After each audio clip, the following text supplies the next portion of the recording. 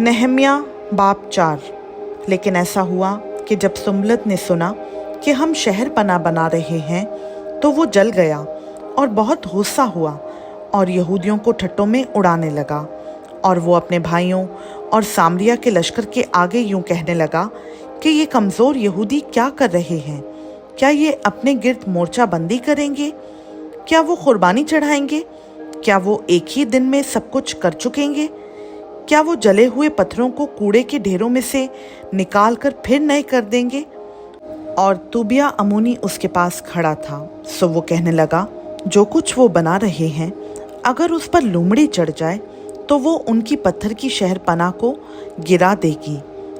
सुन ले ए हमारे खुदा, क्योंकि हमारी हकारत होती है, और उनकी मलामत उन्हीं के सर पर डाल, और असीरी के मुल्क में उनको गारत करों के हवाला कर दे, और उनकी बदी को ना ढांक, और उनकी खता तेरे हुजूर से मिटाई ना जाए, क्योंकि उन्होंने मेमारों के सामने तुझे गुस्सा दिलाया है। गर्ज हम दीवार बनाते रहे और सारी दीवार आधी बुलंदी तक जोड़ी गई, क्योंकि लोग दिल लगाकर काम करते थे। पर जब सुम्बलत और तूबिया और अरबों और अमूनियों और अशदूदियों ने सुना कि यरूशलेम की फसील मुरम्मत होती जाती है और दरारें बंद होने लगीं, तो वो जल गए और सबों ने मिलकर बंदिश बांधी कि आकर यरूशलेम से लड़ें और वहाँ परेशानी पैदा कर दें। पर हमने अपने खुदा से दुआ की और उनके सबब से दिन और रात उनके मुकाबला में पहरा बिठाए रखा। और यहूदा कहने लगा कि बोझ उठाने वालों का जोर घट गया और मलबा बहुत है, सो हम दीवार नहीं बना सकते। और हमारे दुश्मन कहने लगे कि जब तक हम उनके बीच पहुंचकर उनको कत्ल ना कर डालें और काम मौकूफ ना कर दें, तब तक उनको ना मालूम होगा ना वो देखेंगे। और जब वो यहूदी जो उनके आस पास रहते थे आए, तो उन्होंने सब जगहों से 10 बार आकर हमसे कहा कि तुमको हमारे पास लौट आना ज़रूर है। इसलिए मैंने शहर पनाह के पीछे की जगह के सबसे नीचे हिस्सों में जहाँ जहाँ खुला था, लोगों को अपनी अपनी तलवार और बर्छी और कमान लिए हुए उनके घरानों के मुताबिक बिठा दिया। तब मैं देखकर उठा और अमीरों और हाकिमों और बाकी लोगों से कहा कि तुम उनसे मत डरो, खुदावन को जो बुजुर्ग और मुहीब है याद करो, और अपने भाइयों और बेटे बेटियों और अपनी बीवियों और घरों के लिए लड़ो।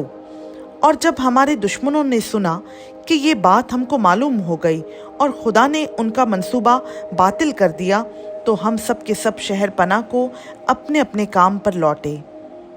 और ऐसा हुआ कि उस दिन से मेरे आधे नौकर काम में लग जाते और आधे बर्छियाँ और ढालें और कमाने लिए और बख्तर पहने रहते थे। और वो जो हाकिम थे यहूदा के सारे ख़ानदान के पीछे मौजूद रहते थे। सो जो लोग दीवार बनाते थे और जो बोझ उठाते और ढोते थे, हर एक अपने एक हाथ से काम करता था और दूसरे में अपना हथियार लिए रहता था। और मेमारों में से हर एक आदमी अपनी तलवार अपनी कमर से बांधे हुए काम करता था। और वो जो नरसिंगा फूंकता था मेरे पास रहता था। और मैंने अमीरों और हाकिमों और बाकी लोगों से कहा कि काम तो बड़ा और फैला हुआ है और हम दीवार पर अलग अलग एक दूसरे से दूर रहते हैं। सो जिधर से नरसिंगा तुमको सुनाई दे उधर ही तुम हमारे पास चले आना, हमारा खुदा हमारे लिए लड़ेगा। यूं हम काम करते रहे और उनमें से आधे लोग पो फटने के वक्त से तारों के दिखाई देने तक बर्छियाँ लिए रहते थे। और मैंने उसी वक्त पर लोगों से ये भी कह दिया था कि हर शख्स अपने नौकर को लेकर यरूशलेम में रात काटा करे, ताकि रात को वो हमारे लिए पहरा दिया करें और दिन को काम करें। सो ना तो मैं, ना मेरे भाई, ना मेरे नौकर और ना पहरे के लोग जो मेरे पैरों थे कभी अपने कपड़े उतारते थे, बल्कि हर शख्स अपना हथियार लिए हुए पानी के पास जाता था। खुदा उनका पाक कलाम का पढ़ा, सुना, समझा और कबूल किया जाना हम सबों के लिए बाइस से बरकत हो। आमीन।